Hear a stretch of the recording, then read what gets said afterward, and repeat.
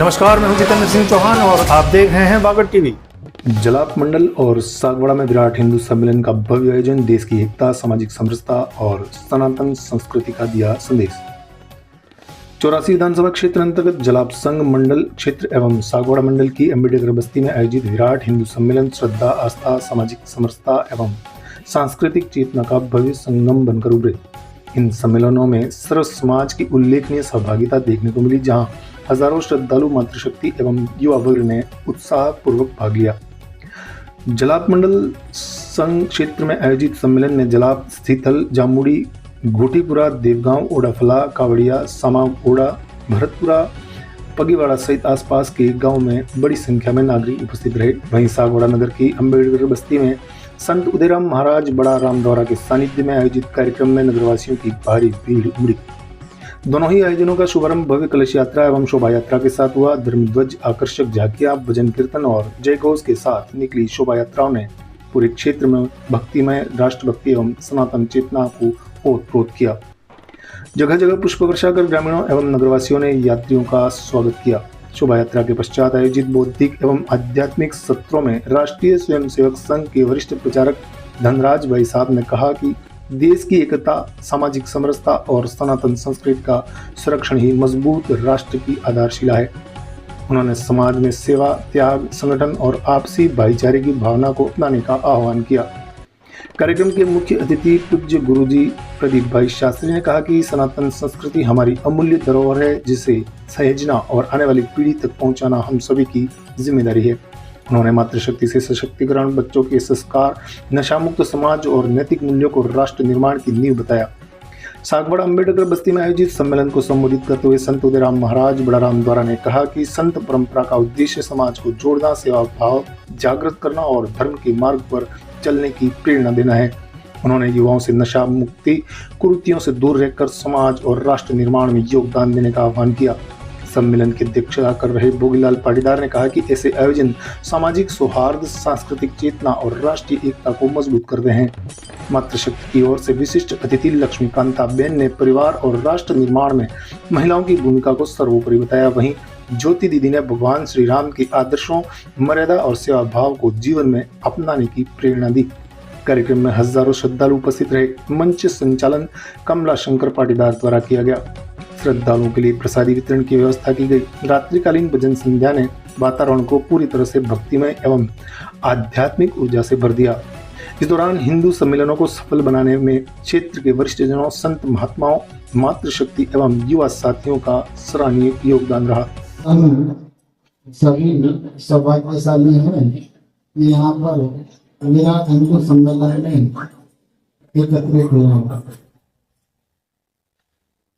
शास्त्रों में, पुराणों में सब में लिखा है, धर्मो रक्षते रक्षित। अगर हम धर्म की रक्षा करेंगे तो धर्म हमारी रक्षा करेगा।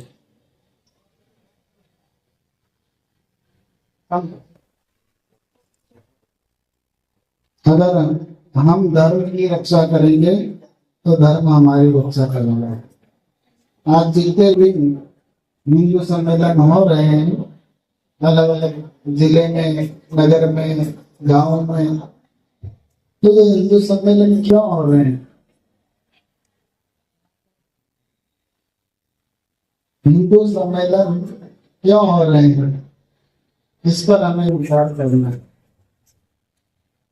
जितने भी पहली चीज तो यह है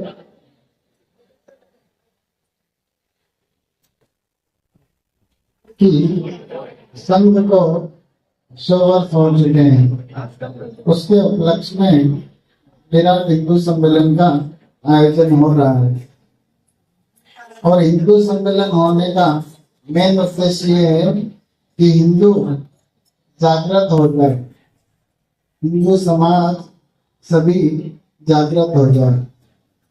हम सोचते हैं कि हिंदू कौन?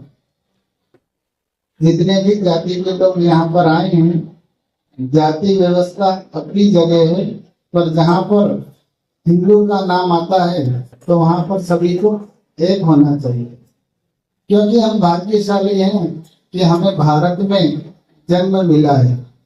बड़े बड़े ऋषि मुनि, यहाँ तक कि जितने भी देवता हैं उनका अवतार भी भारत में हुआ है। तो हम तो अपने आप को भाग्यशाली मानते हैं कि भारत में हमने जन्म लिया।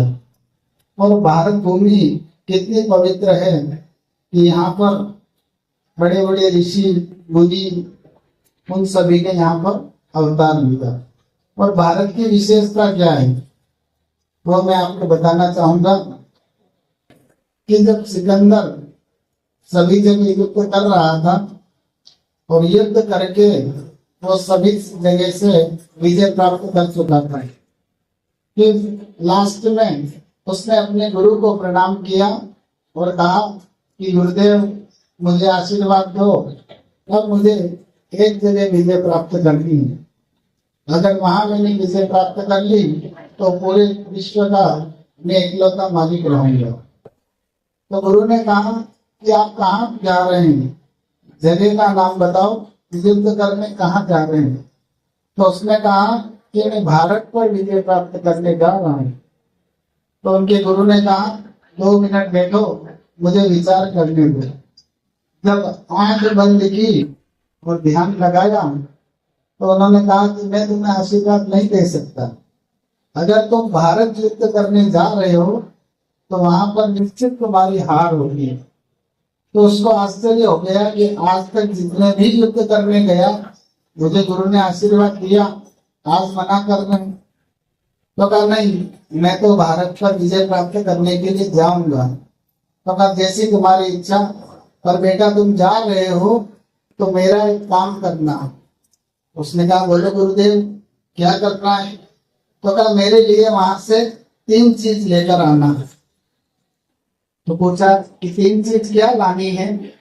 तो गुरु ने कहा शिष्य को कि सिकंदर तुम भारत जा रहे हो तो वहां से गंगा जल लेकर आना। तो वो कहने लगा कि पानी तो हमारे यहाँ बहुत है, आप वहां से जल मंगवा रहे हैं। तो उसके गुरु ने कहा कि यहाँ पर तो केवल पानी है, वो गंगा जल है, उसकी विशेषता क्या है ये तुम्हें पता नहीं। तो कहा गुरुदेव बताओ क्या विशेषता है। तो गुरु कहने लगे कि गंगा जल ऐसा है कि जब आदमी की मृत्यु हो जाती है उसके बाद भी अगर वहां अस्थि विसर्जन करते हैं तो उसे मोक्ष की प्राप्ति हो जाती है। ऐसी भारत में गंगा बह रही है। फिर कहा और क्या लाना है। तो कहा वहां से रज लेकर आना, रेत। तो कहा रज कैसी। तो कहा वृंदावन की रज लाना। अगर तुम जा रहे हो तो वृंदावन की रज लेकर के आना, जहाँ पर भगवान कृष्ण का अवतार हुआ और उन्होंने कितने जीवों का उद्धार किया। अगर वो रज भी हम हमारे मस्तक पर लगाते हैं तो उससे हमारा मोक्ष हो जाता है। तो कहा ठीक है, और क्या लाना है। तो उन्होंने कहा कि वहां से भगवत गीता लेकर आना है, श्रीमद् भगवत गीता। तो कहने लगा कि हमारे यहाँ पर तो बहुत सारे उपन्यास हैं, अगर आपको पढ़ना है तो उपन्यास पढ़ो। तो उन्होंने कहा नहीं, ये तो उपन्यास है, पर जो भारत में भगवत गीता है उसकी बहुत विशेषता है। तो पूछने लगा क्या विशेषता है। तो कहने लगे गुरु कि अगर आप भगवत गीता का नित्य पाठ करते हैं तो बहुत अच्छी बात है, पर आपको अगर लग रहा है कि किसी को डॉक्टर ने जवाब दे दिया कि अब तो ये बचने वाला नहीं है और वो बेड पर तड़प रहा है, उसे अगर आप भगवत गीता का पाठ सुनाएंगे तो उसको भी मोक्ष की प्राप्ति हो जाती है।